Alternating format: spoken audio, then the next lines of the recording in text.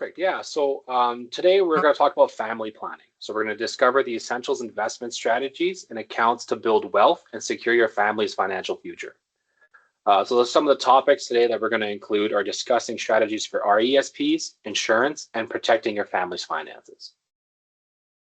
So the first thing that we're going to talk about today is budgeting. Budgeting is a real simple way that you and your family can track your expenses and see kind of the areas that you might be overspending. So what you want to do is, if you guys don't already have a spreadsheet, you can easily just Google budgeting spreadsheet, and there's going to be a ton of already built spreadsheets to create the best budget for you and your family. So when you're looking at a budget, you want to start by categorizing it into two different categories. So you want to track your income, take your paychecks, your government benefits, some extra earnings that you guys might have, and you want to categorize your expenses. So some things like housing, transportation, food, entertainment. So why do we categorize your expenses? It's to help identify the areas that you may need to cut back on if you see that you're overspending. So it's a great way to go through and say, oh, you know what, maybe this month here we went way too much into food and entertainment, so maybe we'll cut back on that because you want to try and focus onto our investments or different areas. So what's the importance of budgeting? One of the most important thing about budgeting is you want to start saving for the future. There are different categories within that we're going to take a look at today. So we're going to go into emergencies. So job loss and natural disasters, that's one of the areas we want to focus on. So your goal is to aim for 3 to 6 months of income. That's just in case if you lose your job, that gives you a nice cushion to go back into and say, okay, now I can take the time, find a new job. You want to do maintenance budgeting. So if you guys own a home or you guys own a vehicle, you want to take 1% of the value of your home and you put it away for maintenance. Same thing with your car. So if your home is owned at $400,000, you want to take $4,000 of that a year and put it away, because you never know. You might have to replace the roof in 5 to 6 years, and that's an expense that costs about $10,000 to do. So big purchases is another one that you want to put stuff away. So new home, new car, renovations, vacations, and weddings. Big purchases are something that we can even open accounts on, like Josh touched on, for non-registered accounts. So that'd be a good one to go into that. Then we've got long-term goals. So you want to save for retirement, pay off your debt, building emergency funds, or saving for a down payment. Educational funds and RESPs is something that we're going to expand on a little bit earlier, or a little bit later here as well. So this is a great example of the type of spreadsheets that you can find online. I literally just Googled spreadsheets for budgeting, and this one came up. At the top there, it's got a great example of the income. That's the total income that they have per home, and then they break down the expenses after that. And then at the bottom, it says what's left for expenses. So every month you would review this spreadsheet, put in new expenses that might come up that you didn't think about before, and this will be a great job, or this does a great job to just track all the different expenses as well. Now we're going to jump into RESPs. So what is an RESP? RESP stands for Registered Education Savings Plan. It's a tax advantage investment account to help you save for your child's post-secondary education. And there is a wide variety of programs to qualify for RESPs, such as undergraduate studies, so college or university, vocational or trade schools, apprenticeship programs, and certain educational programs even offered outside of Canada. So there's a wide variety, so you don't have to worry too much about it as well. So the most important thing about the RESPs is the government grants and the bonds. So every time that you put $1 in, the government will match that dollar for up to 20%. So CESG, the Canadian Education Savings Grant is what it's called. They will match up to 20% of your yearly deposits to up to a total of $2,500. So every $2,500 that you put in every year, the government will match $500 of that per beneficiary. So if you guys have more than one kid, you go ahead and put $2,500 per kid for the year, then you're going to get $1,000 from the government as a grant that's matched for every kid.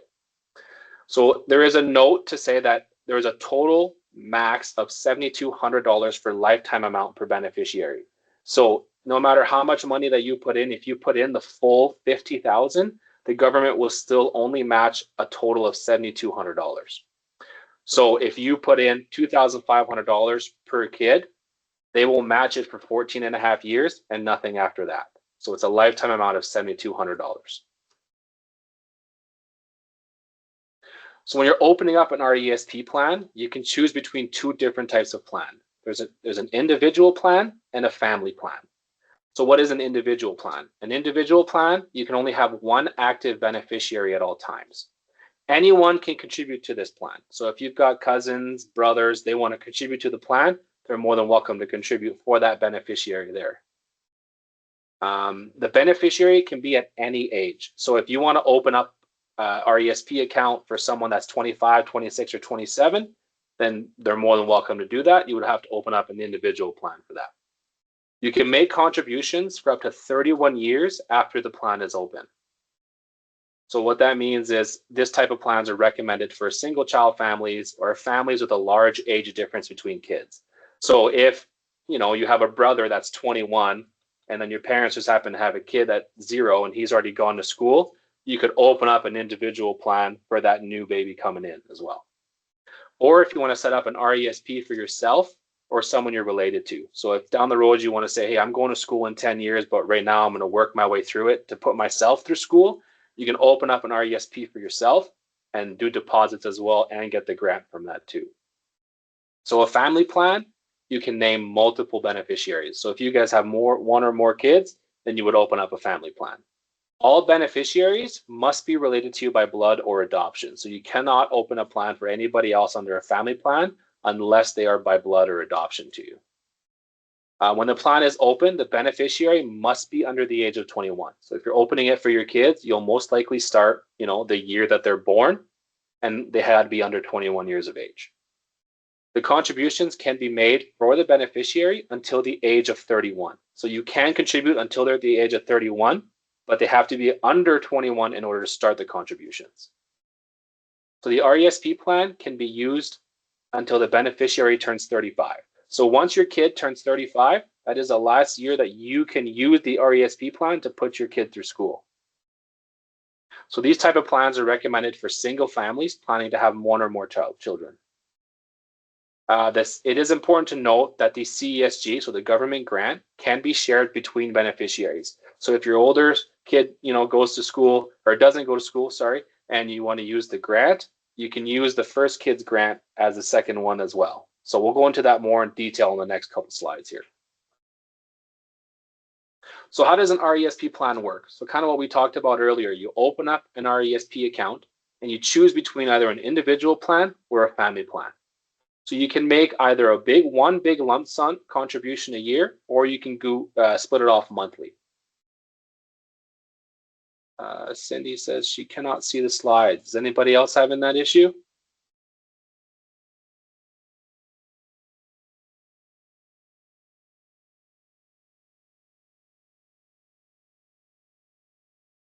Okay, well, I will keep going here and then you guys let me know. Oh, okay. Okay, perfect. So the one thing that you want to make sure is that you get this CESG matching, so the government bond matching. So one thing that we do as advisors here is that we automatically lump that all together with the paperwork to open up a RESP account. So it's important to note that you can only contribute until the year that they turn 18 with the family plan. So the year that they're 17 is the last year that they can contribute to the plan. The year they turn 18, you can't contribute anymore for the government grant as well. The lifetime contribution amount is $50,000 per beneficiary. So you cannot go past $50,000. The government will not let you in your RESP plan. Even if you try to put 50,000 in one, they're not going to allow it. So it's a max of 50,000 per beneficiary.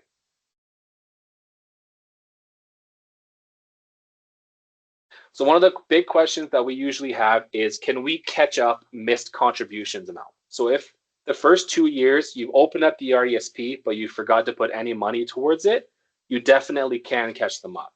So you can catch up contributions if you miss them.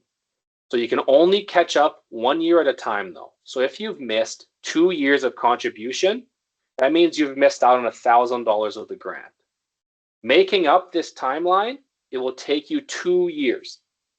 So it'll take you 2 years to catch it up. $5,000 of deposits per year per beneficiary that you guys have missed. So $5,000 1 year deposit, so $2,500 for the current year and $2,500 for the year before that. That'll give you the $1,000 grant that you've missed out on. And then you'll repeat that same process for another year to catch up the 2 years that you guys have missed. So RESP withdrawals, one of the big questions that we usually have that makes people hesitant to want to open up an RESP is what happens to the money if my kids don't go to school? It's a very valid question, right? You guys put a lot of time and effort and money into wanting for them to go to school. If they choose not to, you don't have to worry about it. One of the options that you can do is you can leave the RESP open. You never know if your kid's just gonna go to school later in life. So if you don't need the money right away or transferred into your RSPs, then you can wait until they turn 35 years old, which is the last year that they can use it. And if they don't use it, then you can go ahead and shut down the account. So when you shut down the account, there's 3 things that happen. You have to return the grant to the government. So the $7,200 that you guys get as grants has to go to the government. It wasn't your portion. It's not your money. So you just got to give that back. It's no problem. You have to transfer out the growth back into your bank account as long as one of the following conditions are met. The beneficiary is at least 21 years old. The RESP has been open for at least 10 years. The plan has been open for 36 years, and the beneficiaries are deceased. So one of those, it's fine. You can get the grant, the growth back into your bank account. You can also transfer out the principal right away. So if they turn 19 and they decide, I don't want to go to school, you can transfer out the principal with no stipulations.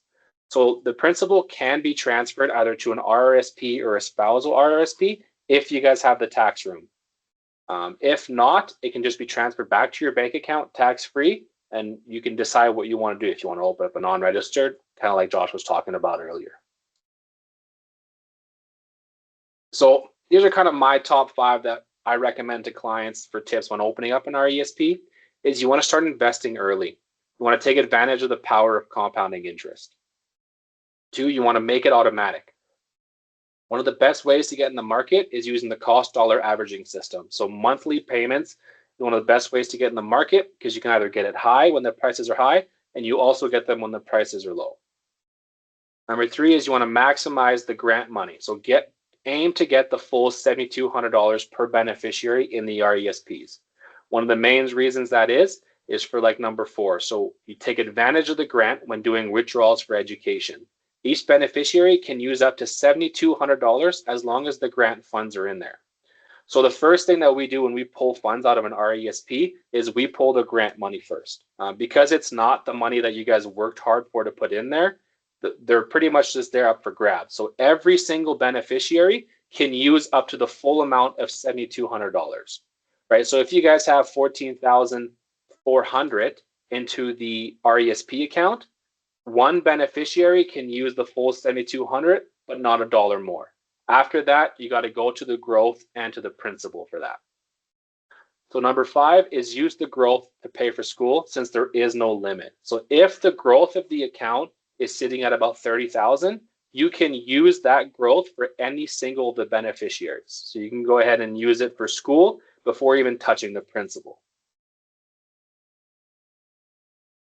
So here is a good chart of the power of compounding for the RESP grant. So the monthly contributions for this are $208. If you times that by 12, it's going to give you the $2,500 that you guys get for the year.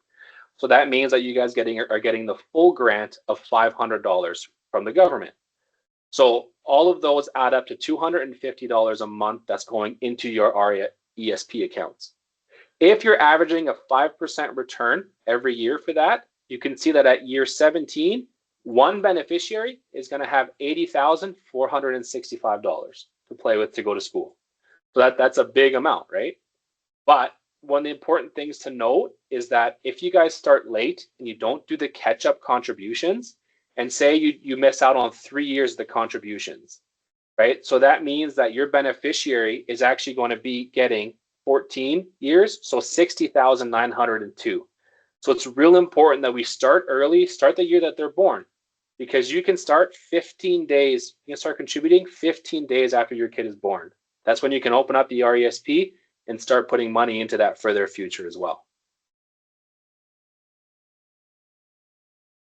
So Chris is going to expand on the importance of these topics for the insurance topics and what they are. But I just wanted to highlight some of the important types of insurance that you and your family may need to keep yourselves protected. Number one is life insurance, critical illness, disability, and health benefits. So securing your family's future. Like we talked about, budgeting and savings. You want to ensure a strong financial foundation by creating a budget and prioritizing savings. RESP and education funding. You want to leverage the government grants and bonds to maximize your child's post-secondary education and savings. Insurance planning. Protect your family's finances by selecting the right insurance that covers your needs. And you want to have ongoing reviews and adjustments every year. Regularly review your financial plan and make changes as your family's circumstances evolve every year.